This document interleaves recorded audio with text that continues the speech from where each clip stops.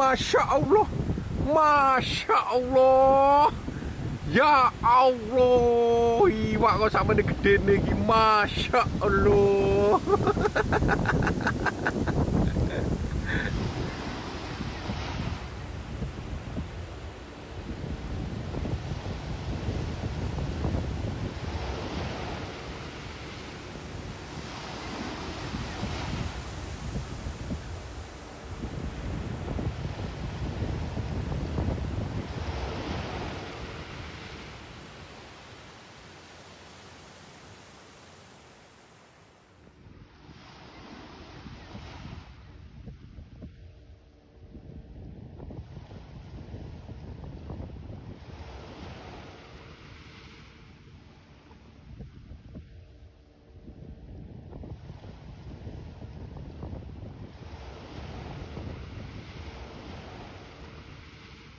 Perkenalkan, nama saya Bledek Nowito aslinya, dengan nama panggilan Pak Temu. Untuk mereka masyarakat biasa panggil saya Bledek Temu Bledek ini. Salah satu itu yang resiko yang harus dialami seorang nelayan, dan terutama ketika aktivitasnya prioritas banyak untuk menyelam lokal manual. Dalam arti bukan tidak memakai peralatan yang SFI yang standar seperti mereka-mereka yang mempunyai peralatan canggih itu. Macam saya tuh menyelamnya memang manual sekali, cuma pakai snorkel. Jadi nggak pakai oksigen, nggak pakai apa, cuma snorkel dan sepatu kata itu, kaki kata. Iya, dengan kedalaman terbatas. Makanya biasanya yang sering kita tahu, mantannya mereka-mereka yang sering beraktivitas menyelam tanpa peralatan yang canggih, itu akibatnya satu, pertama, selaput telinga itu kalah. Bisa juga terjadi pecah selaput telinganya. Yang kedua, pandangan mata itu semakin kabur, belum begitu tua, belum sesuai dengan umur, kadang mata itu sudah kabur seperti saya ini. Terus yang paling sering lagi itu pengapuran tulang. Bahasa Jawanya riak, Mas, riak ya. Itu akibat risiko yang dialami oleh penyelam lokal, penyelam manual lah, bahasa penyelam manual seperti itu. Pertama itu ya kayak orang sadar, terasa itu sakit, lama-kelamaan sakit, terjadi pemecahan selaput telinga luar. Kalau terjadi parah sampai terjadi pendarahan, tapi alhamdulillah saya belum sampai ke gendang telinganya, baru selaput gendang telinga. Jadi telinga kita ada dua lapisan, Mas, selaput gendang telinga dan gendang telinga. Jadi kalau macam saya yang pecah itu selaput gendang telinganya. Itu tidak tiba-tiba langsung terasa, tidak tiba serta-merta sekali menyelam langsung terasa, itu tidak. Perlu jangka waktu. Ada 1 bulan, 1 tahun, 2 tahun baru terjadi pecahnya selaput telinga. Kalau mata itu kaburnya lantaran ya apa itu? Kita kan cuma pakai serapu. Dan serapu itu biasanya kita untuk membersihkan pandangan ke sasaran yang kita tuju kan pakai sampo itu. Nah, daripada kita tuh sampo itu kan bahan kimia, tanpa kita campur, sampo itu langsung kita oles di kacanya untuk menjernihkan pandangan mata dari kaca itu tidak kabur. Dan kalau kita menyelam terus kan mengembul, kaca kan kembul, menguap. Saya itu mulai tahu ikut menyelam itu waktu sekitar umur berapa ya? Umur sekitar 25-30. Kalau didurasikan waktu saya menyelam itu, kalau diakumulasikan cuma dari durasi waktu paling sekitar 6 tahun 7 tahun saya menyelam itu. Terus mulai nyawanya ikut itu akhirnya terjun sendiri. Usia 40 itu sudah ada mata atau ada kabur-kabur sedikit, tapi masih boleh lah. Tapi yang paling terasa itu ketika umur saya 45, saya memakai kaca itu yang 150. Dan sampai sekarang umur saya hampir 50, ini katanya yang saya pakai itu sudah 300 pun itu sudah mulai kabur-kabur. Ketika kita baru dari kapal mau turun itu, kadang itu kepala itu pelang semata piar gitu. Makanya kalau kita naik, kalau dari dalam air kita naik itu harus kita hitung juga. Oh, pas saya naik, pas kita pengambilan napas. Jadi kita saya rasakan apa yang kita dapat, kita tuh belajar dari diri sendiri bagaimana saya itu bisa selamat, terutama dari pernapasan. Dikarenakan saya itu dari kecil basic saya itu nelayan pelaut, yang merasa nyaman jadi nelayan, memang merasa nyaman sekali. Sedangkan akhir-akhir ini saya ada istirahat sekitar 6 bulan, rasanya pengennya tidak terbukti mas. Apalagi kalau didengar kawan-kawan punya hasil tangkap ini, musim ini hasil tangkap ini, wah rasanya luar biasa, kepenginnya itu tidak bisa terbendung, kepenginnya kembali lagi beraktivitas itu. Maka gimana mas, saya tuh ada dua hasil yang saya dapat. Selain saya dapat mengais rezeki untuk keluarga, saya dapat kesenangan, dapat ketenangan, bisa untuk menyalurkan hobi, kepuasan. Apalagi kalau kita pas menangkap ikan dan mendapatkan ikan di target yang besar, rasanya kita waktu strike itu luar biasa mas. Waktu kita menyelam spear fishing, kita mendapatkan target yang agak jumbo, itu suatu kebanggaan sekali kita mendapatkan ukuran ikan yang jumbo itu. Seperti yang saya tangkap, 1 ekor sampai 60 kilo, 50 kilo 1 ekor itu, rasa puasnya itu memang luar biasa. Jadi nelayan itu banyak nyamannya mas. Kalau dibilang risiko, memang tertinggi risiko itu nelayan itu tinggi sekali mas. Pernah di Pelawangan pintu masuk itu, Pelawangan itu pintu masuk dari muara ke laut. Waktu saya mengalami kecelakaan yang terakhir itu hancur semua, yang tersisa cuma kaleng kecil tempat HP dan rokok itu. Hancur semua, hancur. Jadi ketika kita masuk, dihantam ombak itu, kapal itu perahu itu air setengah perahu, setengah kapal, masih saya jalankan. Yang kedua, ada ombak besar, kapal itu tidak bisa naik, tapi langsung masuk di dalam ombak. Dihantam ombak pertama itu saya langsung dapat di dasar laut. Sampai 3 kali dihantam ombak belum bisa muncul. Akhirnya dicari kawan-kawan dari darat tidak ada, dari laut tidak ada, dikira masyarakat saya sudah selesai. Padahal sebenarnya saya itu pertama bertahan, saya harus bisa, tapi dengan durasi waktu semakin lama semakin tenaga semakin habis.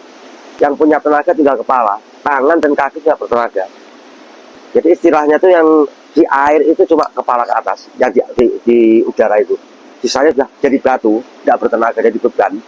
Tiba-tiba saya sudah bisa pasrah, saya harus pasrah mas. Kalau memang ini nasib saya terima. Tiba-tiba datang ombak besar itu luar biasa, akhirnya saya dilempar ke atas batu. Sampai di situ. Lepas itu saya berjalan sama kawan-kawan yang mencari saya itu, tiba-tiba saya pingsan. Tahu-tahu sadar ketika sudah di rumah sakit. Itu salah satu pengalaman pahit kecelakaan kami yang terakhir.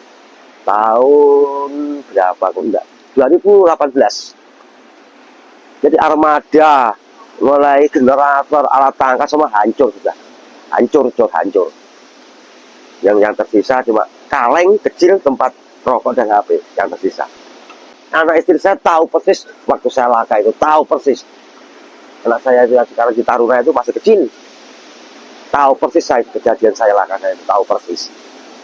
Kekhawatiran itu memang tidak ada mas. Cuma yang kami merasa cemas sampai sekarang itu, jenengan tahu sendiri, akses kita keluar masuk menuju sasaran, menuju target itu kan dari muara ke laut. Padahal seperti itu sangat kita perhitungkan sekali ketika kita mau masuk. Kita harus bisa baca ombak, kita harus punya nyali hati-hati, bukan nyali berani. Pertama nyali itu hati-hati, baru berani. Kalau cuma berani mas, berbahaya. Dalam arti begini, waktu kita mau masuk kemudian di muara ke laut, di Pelawangan itu, kalau kita cuma berani ada ombak besar, kita atasnya selesai. Kita harus bisa membaca celah, selahnya ombak, setelah ombak pertama, kedua, ketiga, kita harus bisa baca. Setelah ada jedanya ombak, baru kita masuk jalan.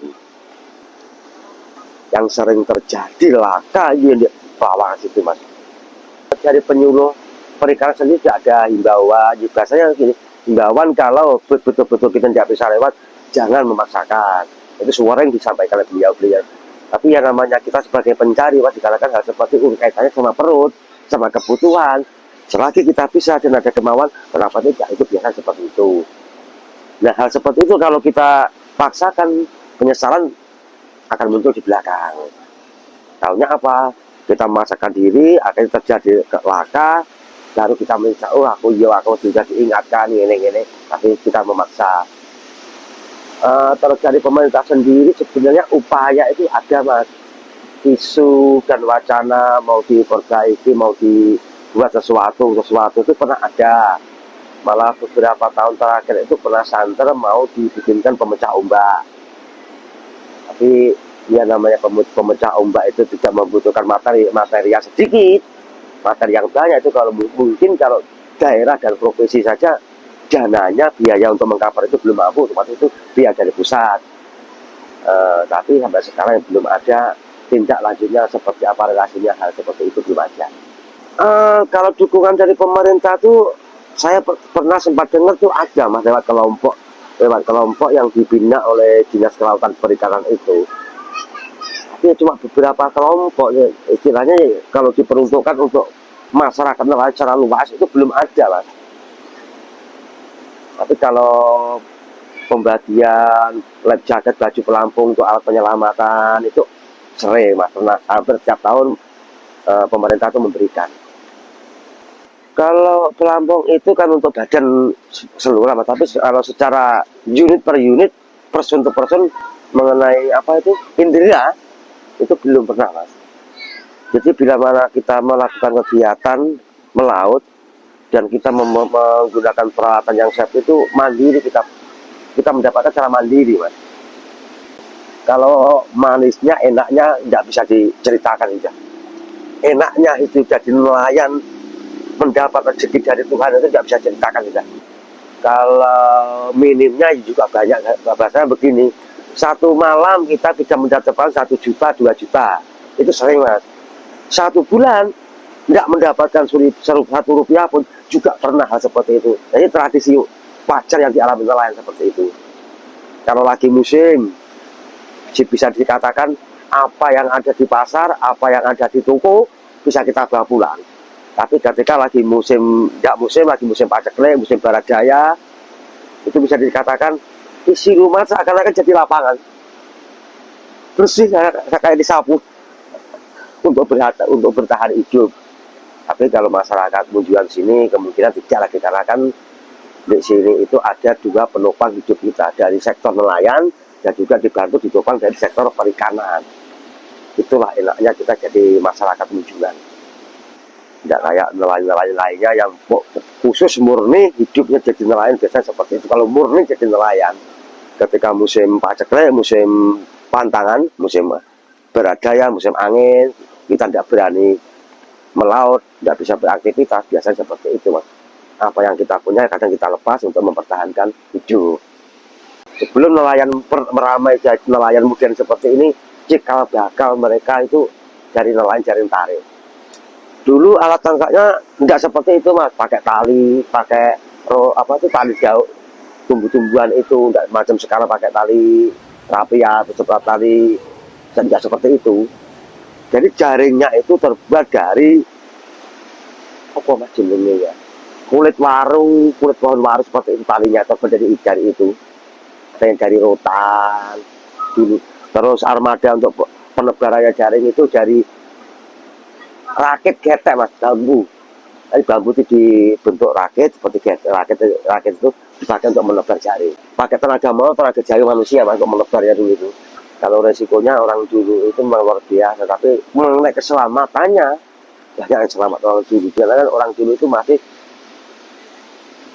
bahasa mengandakkan andak ngono wae masih tidak dipakai. Dia ekstra hati-hati, ekstra menyelamatkan diri. Kalau sekarang macam baju pelampung, masuk salah satu saya itu juru apa itu dutanya life jacket. Tapi saya sendiri kadang itu menggampangkan, alah hendak ngono ae kok. Nah, ketika kita terjadi laka, sangat perlu sekali life jacket itu, Mas. Sangat perlu sekali. Pokoknya kalau bicara aktivitas nelayan, mungkin kalau dinotulenkan tidak cukup 1 buku itu. Dikarenakan kalau diceritakan banyak berbagai sektor itu mempunyai nilai histori masing-masing. Jadi jaring tarik itu bisa dikatakan cikal bakal kita jadi nelayan. Berawal dari situ, masyarakat dikembangkan, cikal bakalnya nelayan dari jaring tarik. Kalau bicara jaring tarik begini Mas, kenapa jaring tarik di Munjungan ini masih dipertahankan? Dikarenakan itu salah satu kearifan lokal yang perlu kita pertahankan, karena jaring tarik itu bisa menghidupi 10 orang, bisa ratusan orang Mas. Dulu Mas ya, ketika musim-musim itu mereka mencari alat tangkap itu di sini tuh, ketika lagi musim ikan memang luar biasa.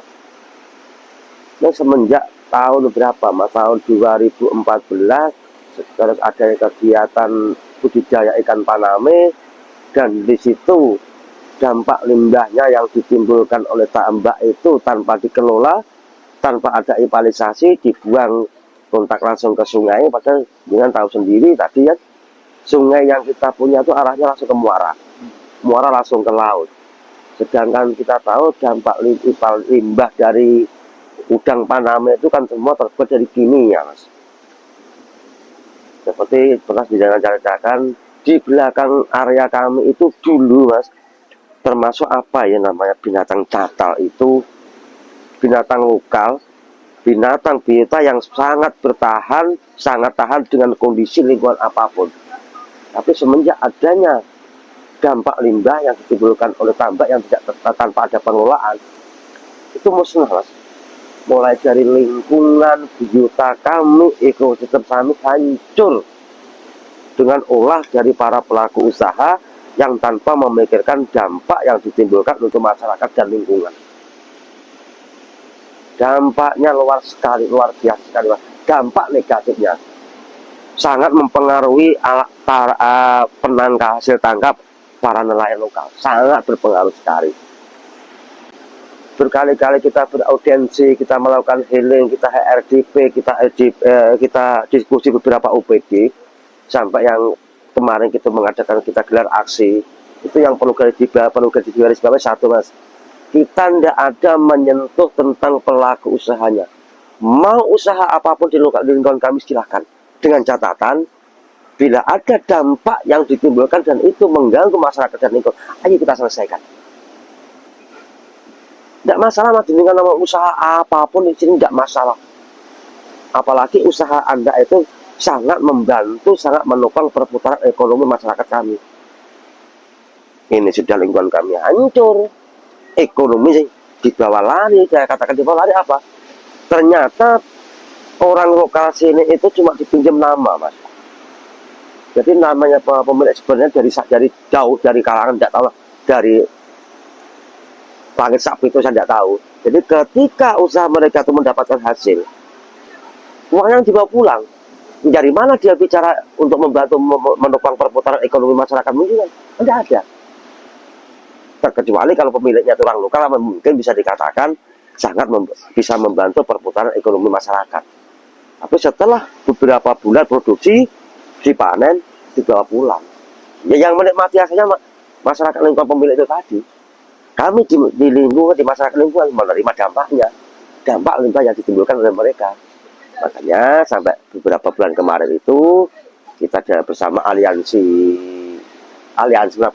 masyarakat, berbagai lintas komunitas, kita sepakat, kita sowan ke pendopo, kita sampaikan ke ibu para bapak-bapak pejabat, keluhan kami dan aspirasi kami kita sampaikan. Perwakilan aksi Hanung Kurniawan mengatakan sejak 2016 keberadaan tambak udang liar sangat meresahkan masyarakat. Pasalnya tambak udang menghasilkan limbah sangat parah dan langsung dibuang ke laut. Selain itu, para nelayan yang beraktivitas juga terkena penyakit gatal, serta banyak biota laut yang mati akibat pencemaran limbah tambak. Tiap berangkat tiap pulang itu kan mesti langsung turun, ada dermaga, langsung nyemplung ke sungai. Wah, kelihatan kerok. Seperti itu. Air limbahnya semuanya langsung dibuang ke langsung dibuang. Alhamdulillah dengan pergerakan itu sudah mulai ada pembenahan, tapi ya belum maksimal lah bagi kami.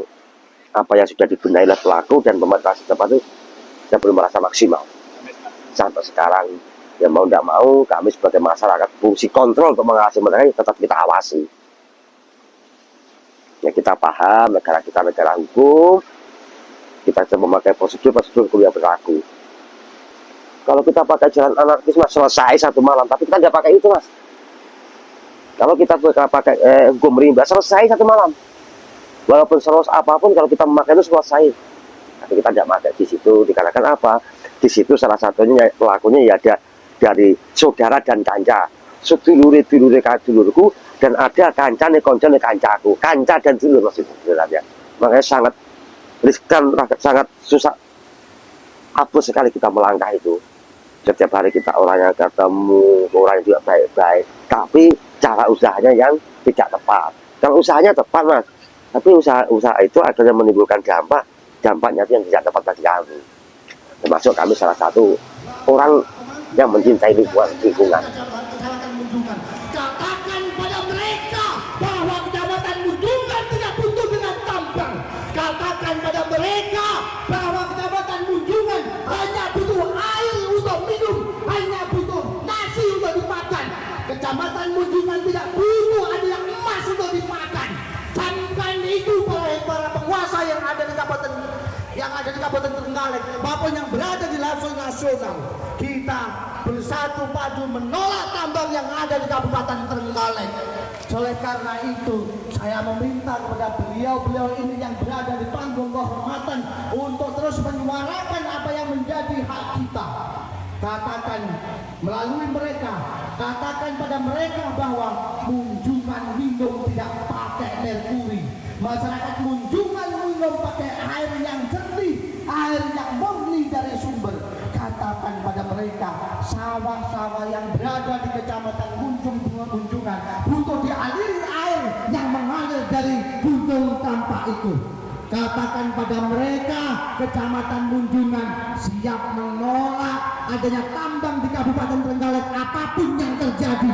Katakan pada mereka, ketika mereka tetap melakukan aktivitas tambangnya, katakan pada mereka bahwa kita semua siap meneteskan darah kita, dan kita pertimbangkan dan kita perjuangkan bahwa tanah kita adalah tanah surga. Baldatun maupun wafur. Sahabat-sahabat, apakah sepakat bahwa tambang kita usir dari bumi kita? Terima kasih. Sedangkan baru ada tambak yang kapasitas volumenya segitu kecilnya kita sudah merasa resah ya. Apalagi kalau kita sudah merambah bicara ke hutan, tereksploitasi apa yang kami hadapi nanti, mulai dari airnya, sumber airnya itu pada kebutuhan kita utama. Kalau sampai dieksploitasi, dibongkar seperti ini, maka sumber air kami hilang. Kami mendapatkan air minum dari mana mas? Ya memang kalau bicara air, segoro ombo mas, ombo. Yang jelas seperti tambang, tolak tambang, seperti pernah kita mengagendakan tolak tambang itu sama dengan kami menolak tambang itu kan. Bukan masalah penolakan tambangnya tidak, tapi dari dampak eksploitasi hutan kami bila terjadi penambangan. Ya, saya pun tahu sendiri area kami lokasi kami penuh dengan 80% dikelilingi oleh hutan, termasuk sumber penghidupan kami selain di laut, di hutan mas. Kalau sampai hutan itu ditambang, digali, dibongkar, dampak apalagi yang harus kita rasakan, kita terima. Mungkin juga salah satu masyarakat kelas elit yang bisa menikmati itu. Kemungkinan besar itu mas. Bukan sekali lagi, salah satu yang kami tolak itu bukan tambangnya, tapi dampak yang ditimbulkan oleh tambang. Tapi mau tidak mau jadinya memang tolak tambang mas. Tolak tambang. Apapun yang terjadi, terutama masyarakat Munjungan mas, dari berbagai aliansi tetap menolak tambang yang ada di Trenggalek. Dulu cuma beberapa kawan-kawan nanti yang bisa merasakan dan bisa membaca kekhawatiran mas ya. Tapi akhirnya kita yang dikarenakan kita juga berusaha memberikan sosialisasi ke masyarakat terkait dampak tambang yang dialami tambang, kita sampaikan hasil dampaknya. Sekarang masyarakat itu tanpa kita ajak, ketika kita ada mengadakan kegiatan sesuatu yang berbau tambang tadi, dia tuh ikut dengan sendiri tanpa kita ajak lah. Contoh ketika ada kegiatan di waktu Agustus, kita tunjukkan ke pemerintah setempat bahwa salah satu dari masyarakat, kelompok masyarakat menolak adanya tambang. Mereka itu dengan sendirinya mas. Kalau jenengan perlu dokumentasinya waktu itu ada, kami punya. Jadi murni bukan itu tekanan ajakan dari beberapa guru yang menolak saja. Tolak tambang murni keluar dari keinginan masyarakat sendiri, Mas. Termasuk salah satunya saya. Terutama saya dan kawan-kawan masih konsisten sampai per saat ini tetap kami menolak yang ada tambang, karena kami menolak. Itu kalau bicara tambang, Mas, ya. Tambang Mas lari teh. Foto karo nggak wong Jawa ngarang muncul ngarani bicara rokok raboi lari teh.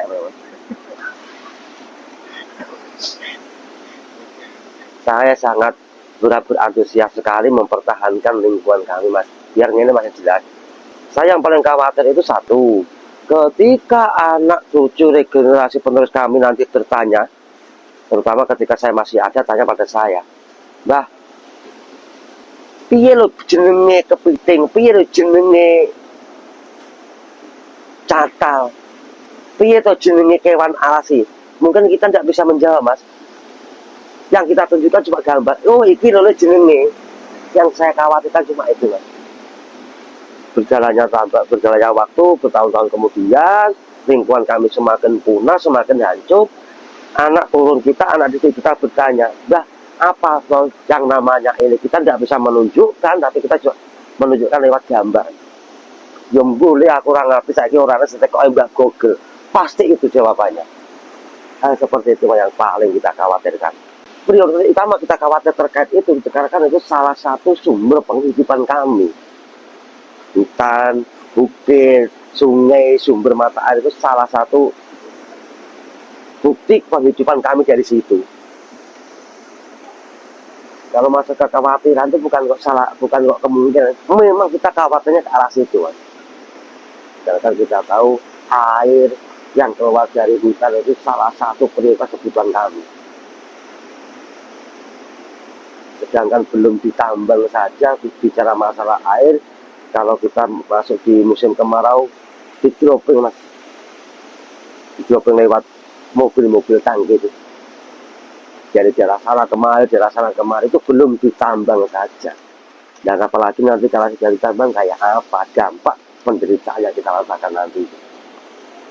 Ya tidak boleh kita pungkiri, Mas, salah satu dari aspek ekonomi mungkin ada salah satunya yang bermanfaat di situ. Dan tanpa ditambang apa isi urip lanjem lho, Mas, urip tentrem. Pangannya turah-turah. Dengan catatan mereka itu mau bekerja.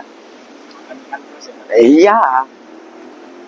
Saya yakin, Mas, untuk masyarakat termunjungan dan terenggalek tanpa ada tambang kita sudah merdeka.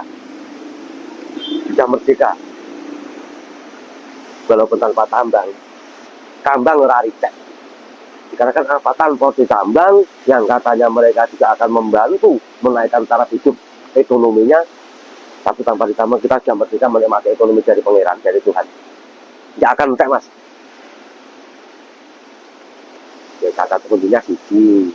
Yang penting wong belum megawe, Mas. Tidak bakal kekurangan makan.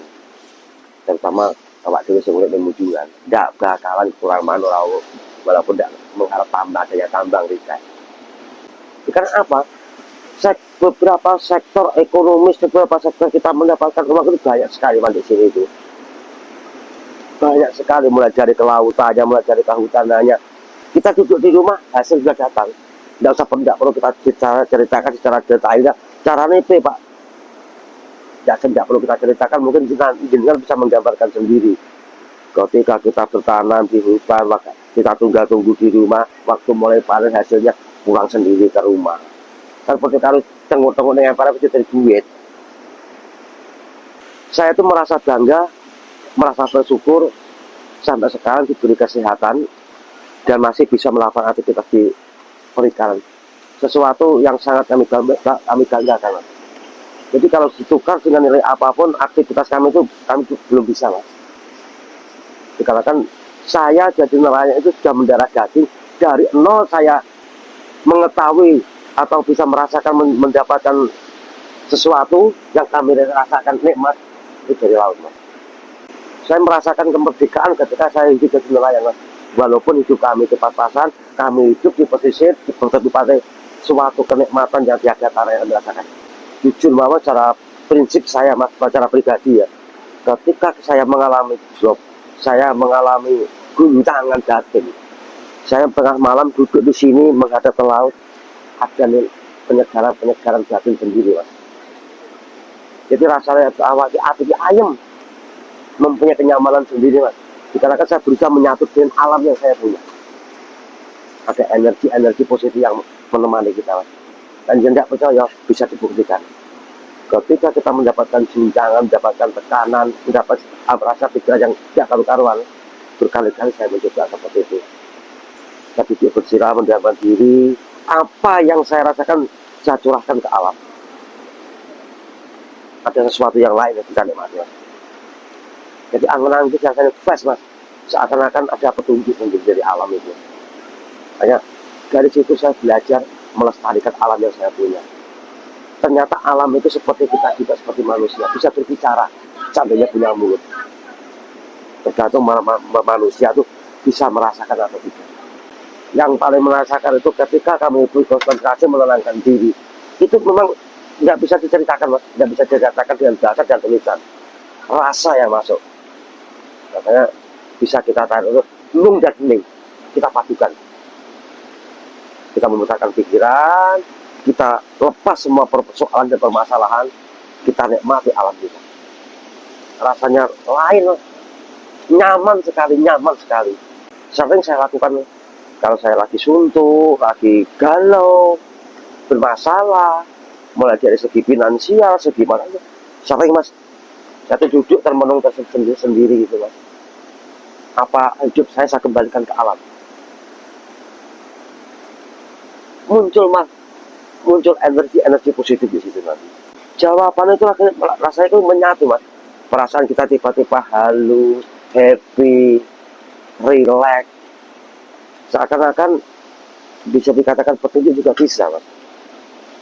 Makanya saya belajar dari situ, saya berusaha mengembalikan diri saya ke alam, dan saya berusaha merawat alam yang saya punya.